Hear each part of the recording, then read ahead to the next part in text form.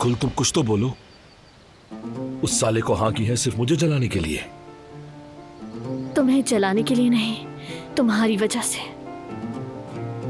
मैंने कहा मैं शादी कर रहा हूं, इसलिए तुमने हाँ की है उस आदमी को। माफी चाहती हूं मैं, मगर दुनिया तुम्हारे गिर्द नहीं घूमती फराद कारबे। अपने आप को इतना अहम मत समझो।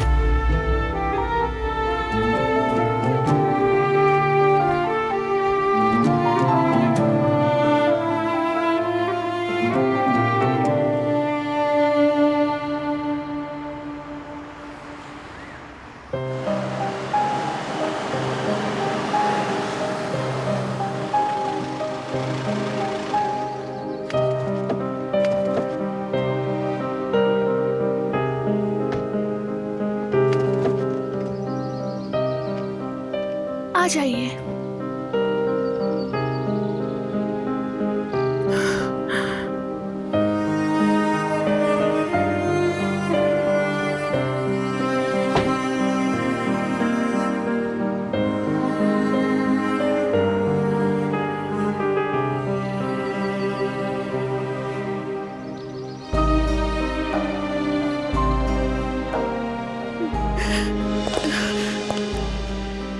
बस थोड़ी हिम्मत करें, थोड़ा ही फासला रह गया है।